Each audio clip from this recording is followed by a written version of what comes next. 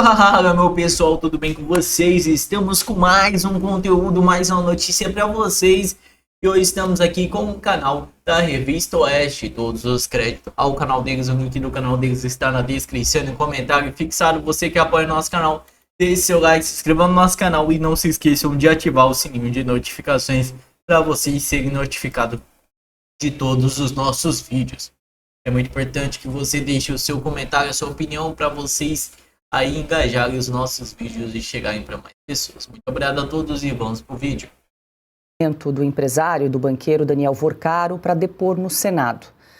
A decisão atende a pedido do presidente da Comissão de Assuntos Econômicos, o senador Renan Calheiros. O depoimento está previsto para o dia 10 de março, às 11 horas da manhã. Segundo o ministro, a participação de Vorcaro na audiência é facultativa e depende de manifestação expressa do investigado, confirmando que deseja comparecer. Caso a oitiva ocorra, o deslocamento deverá ser feito com escolta da Polícia Federal, em aeronave da própria corporação ou em voo comercial. O ministro também determinou que o empresário esteja acompanhado por um advogado durante o depoimento.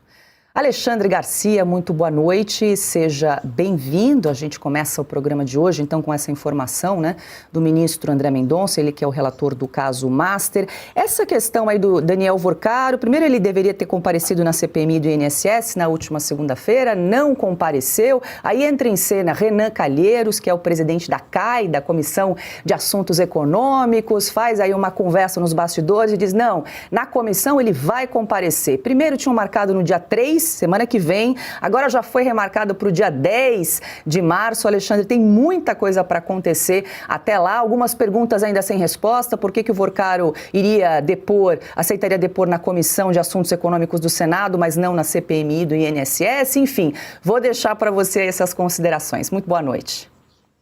Boa noite, mas sobretudo algumas perguntas ainda sem perguntas, não formuladas esperando os telefones. Então, boa noite, Paula, boa noite, Ana, Marcília, Piotto, meus queridos companheiros das sextas-feiras. Olha só,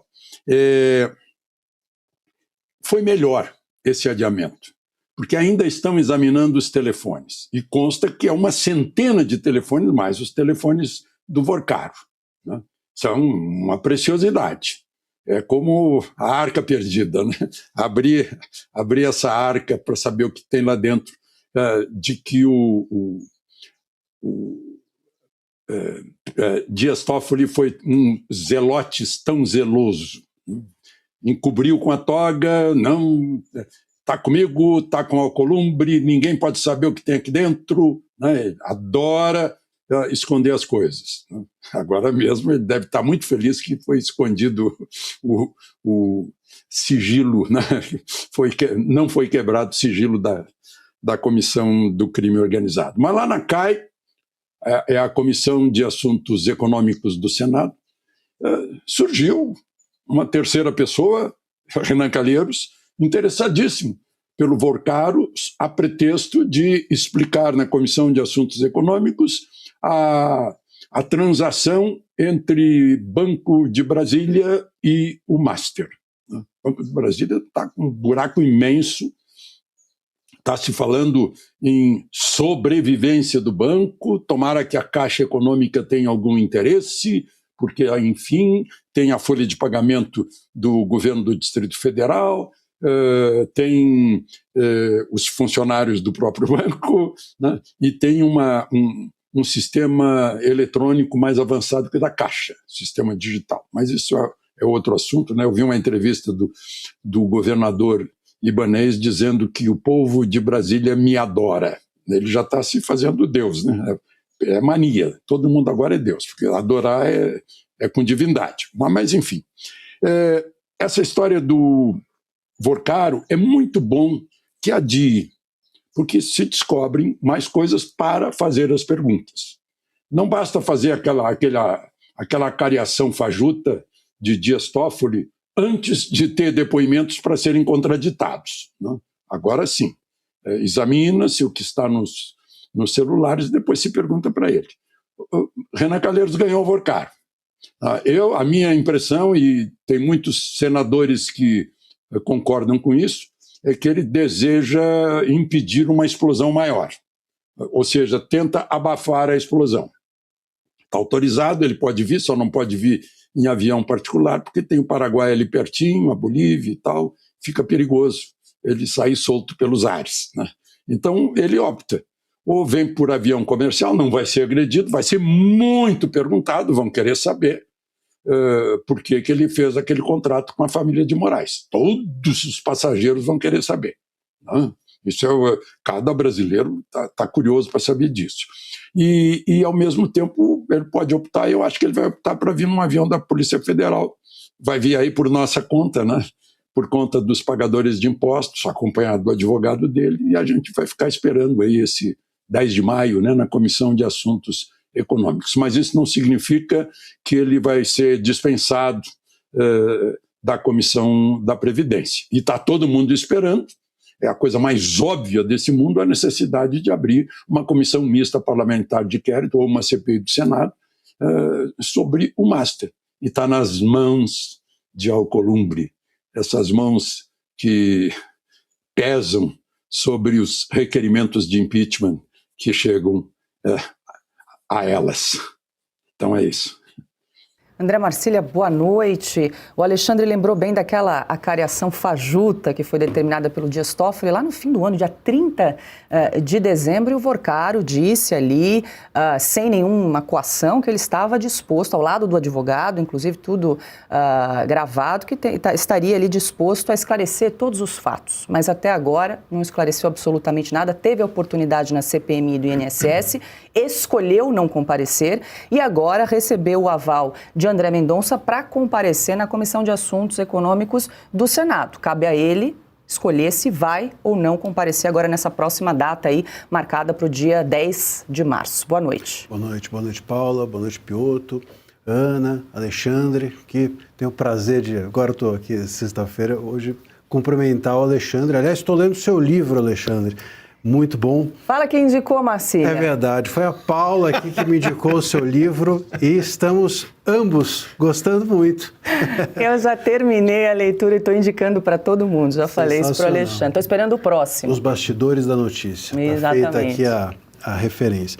Agora, o que não nos dá prazer nenhum é o Vorcaro nessa história. Eu vou usar aqui a imagem que eu tenho usado para falar desses depoimentos ou desses pretensos depoimentos dele, que é o Na Volta a Gente Compra. É aquela história da mãe, né? O filho chega, pede alguma coisa para a mãe no supermercado ou na loja de brinquedos e a mãe diz, na volta a gente compra. Para criar um número de ilusionismo com o filho, né, iludi-lo. Me parece um pouco que o Vorcaro está disposto a isso. Eu estou à vontade aqui, ou quero ser ouvido, não vou pedir habeas corpus, estou à disposição desta comissão e daquela e tal, mas aí ele vai criando empecilhos e esses empecilhos resultam e nós nunca conseguimos ouvi-lo.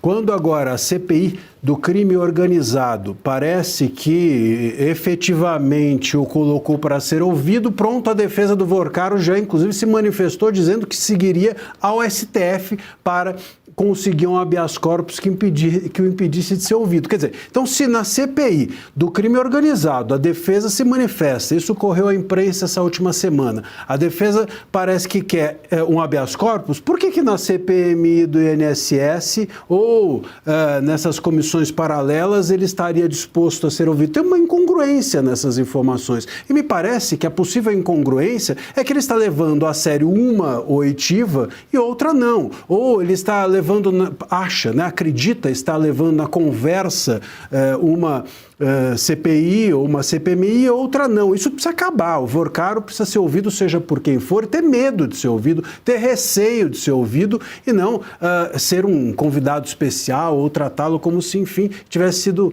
chamado a jantar na casa de alguém.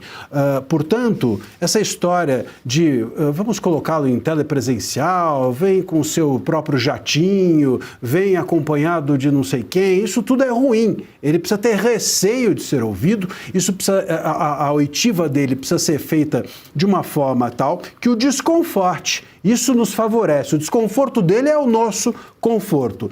Essa questão dele ser investigado, sim, claro, sempre que o investigado, a gente também falou isso já várias vezes aqui, o investigado ele tem a prerrogativa de não produzir prova contra si próprio. Então, nesse caso, o habeas corpus é possível, o que não acontece com aquele que é ouvido como testemunha. E como ele está preso, ainda que domiciliarmente, ele tem, né, está com a tornozeleira, etc., ele tem de ser, a custódia tem de ser resolvida, a logística tem de ser resolvida pelo relator do caso dele, que é o Mendonça. Então faz parte, se vai assim, se vai assado, se vai com jatinho, se vai com esse avião, aquele, tudo isso é normal. O que não pode é ele estar confortável de ficar negociando, barganhando a forma de ser ouvido, o dia de ser ouvido, a maneira ou as perguntas ou as respostas que ele dará.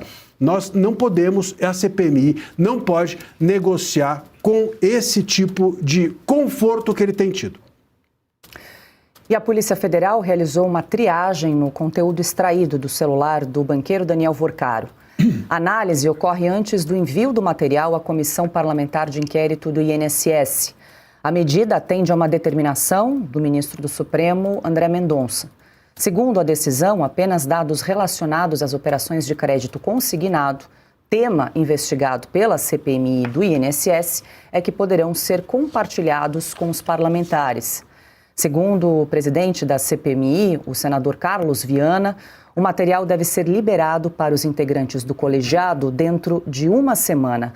Ana Paula Henkel, boa noite, seja bem-vinda. Essa é mais uma medida do ministro André Mendonça assim que ele recebeu a relatoria do caso Master, né, Ana? A gente lembra que esses documentos, esses celulares estavam lacrados no gabinete de Davi Alcolumbre, presidente do Congresso Federal, do Congresso Nacional, que disse o ministro André Mendonça, liberem esses documentos para a Polícia Federal, que agora faz uma triagem, uma separação de conteúdo para deixar apenas o que estiver relacionado ali aos contratos, né, de consignados relacionados ali aos pensionistas e aposentados, para entregar, então, à comissão do que investiga o INSS. Agora, Ana, a gente tem que lembrar que é uma corrida contra o tempo, porque essa CPMI vai só até o dia 28 de março. Então, eles precisam receber essa documentação para, claro, poder analisar, eventualmente convocar outras pessoas e elaborar aquele relatório final, né? Boa noite. Boa noite, Paula. Boa noite, Piotr, professor Marcília, querido mestre Alexandre Garcia. Boa noite à nossa audiência. Fala, meu pessoal, tudo bem com vocês? Estamos com mais um conteúdo finalizando aí. Estamos aqui no Conexão Política, o site que traz a verdade ao povo. Escândalo da Previdência. Dirigentes do INSS delatam Carlos Lupe, ex-ministro da Previdência de Lula, mostra reportagem. Ex-dirigentes da autarquia aponta atuação, então, titular da Previdência durante o período de descontos que saltaram de 80 milhões para 248 milhões. O ex-ministro da Previdência, Carlos Lupe, foi citado nas relações premiadas do ex-dirigente do INSS, André Figues, e Virgílio Antônio Ribeiro de Oliveira Filho. Informações foi revelada pelo portal Metrópolis. Um dos anexos da colaboração trata da atuação de Lupe, então ministro do governo Luiz Inácio Lula da Silva, durante o período em que ocorreram descontos ilegais em benefício aos aposentados e pensionistas. Lupe assumiu o ministério de janeiro de 2023 e deixou o cargo em maio de 2025, 9 dias após a Polícia Federal deflagrar a primeira fase de operação sem descontos que levou à prisão de integrantes da cúpula do INSS. Durante a gestão de Lupe, defendeu publicamente ou com o presidente do INSS, Alessandro Stanu. Segundo a Polícia Federal, Stanu teria recebido 250 mil mensais entre junho de 2023 e setembro de 2024. A época, Lupe que declarou a indicação de Stanford de minha inteira responsabilidade. Doutor Esther Foto é um servidor que até o presidente do momento tem me dado todas as demonstrações de seu exemplo. Após a resistência inicial, a próprio presidente Lula exonerou Stefano E a declaração também mencionou a indicação do Adroaldo Portal para a estrutura do Ministério, jornalista e ex-assessor do bancada. O PDT da Câmara Portal ocupou a segunda posição na hierarquia da pasta e permaneceu no cargo até dezembro de 2025, quando foi alvo da Polícia Federal. Na mesma operação, teve prisão domiciliar decretada. Segundo a apuração, já advogadas Lupe mantinha relação própria com o advogado Tony Garlin, ex-coordenador jurídica Sinap. Familiares dirigentes da entidade receberam ao mesmo uns 8,2 milhões da própria instituição. O ex-ministro foi alterado sobre o crescimento dos descontos nos benefícios e levou cerca de um ano para adotar medidas administrativas. Intervalo de valores de desconto passam de 8 milhões para 248,1 milhões. As declarações também citam o Fábio Luiz Lula da Silva, conhecido como Lulinha. O ministro André Mendonça autorizou em janeiro a quebra de sigilos fiscais da bancada telefônica do empresário. Lulinha nega envolvimento no esquema e afirmou por meio de defesa que solicitou o acesso a detalhes da investigação. Edson Craro, funcionário do Antônio Carlos Camilo Antunes, da careca do INSS, também relatou à Polícia Federal as relações entre o empresário do filho, o presidente Craro, prestou informações e condições colaboradas sem afirmar acordo de integração.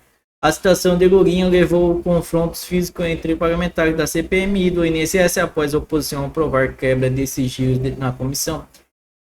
Figílio, filho de André Fidelis, ocupam cargos estratégicos no INSS. Figílio era procurado da autarquia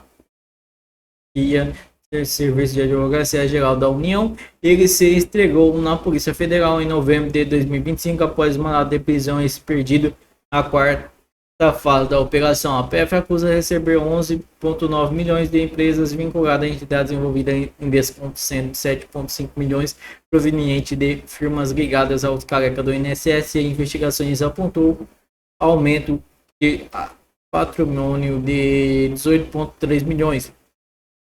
Entre as aquisições atribuídas ao procurador, a esposa tem um apartamento de 5,3 milhões em Curitiba e reserva da imóvel 28 milhões em Balneário Camboriú.